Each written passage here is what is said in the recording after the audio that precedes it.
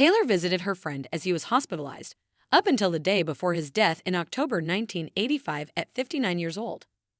Elizabeth Taylor felt helpless learning a close friend's fate along with the world. The HIV/AIDS epidemic touched many people throughout the 1980s, and the actress was no exception. In the final installment of the documentary Elizabeth Taylor, Rebel Superstar, there's a look back at how the illness propelled the actress into activism. In a recording, Taylor explained, "All my life, I had spent a lot of time with gay men. Jimmy Dean, Rock Hudson, who were my closest friends.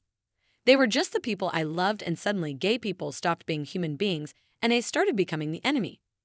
I knew somebody had to do something." When it came to Hudson's HIV-positive status, Taylor found out the news with the rest of the world, just months before he would die of AIDS-related complications in 1985. He didn't tell anyone. "I think my mom found out when everyone else did," Taylor's son, Christopher Welding, shared. Obviously, that had a very big impact because they were very dear friends. "I think just the fact that he had to keep it a secret upset her," he added. In a recording, Taylor recalled visiting Hudson in the hospital. "I went over and saw him and we laughed about our chocolate martinis. You know, he'd have moments of being this carefree young man, but lying in this hospital was a skeleton," she said. The last time she saw him was particularly heartbreaking. "I knew that Rock had no chances.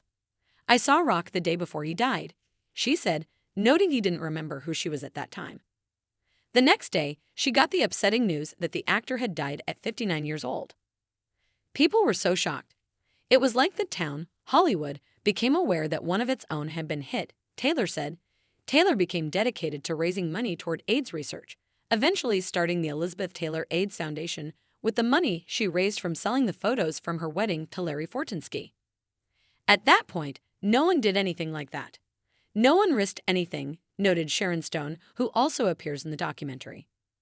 Taylor's granddaughter, Naomi Wilding, said the megastar had no idea she was made for the mission until she stepped into it.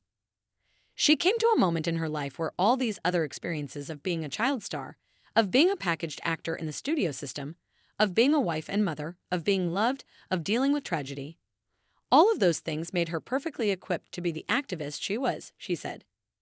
"She was just outspoken, no given," added Goddaughter Paris Jackson. "Like, I don't care, this is important, it's that simple." "I think Elizabeth kind of paved the way for other people with that kind of integrity and power to come forth.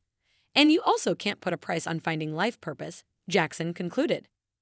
Elizabeth Taylor, Rebel Superstar,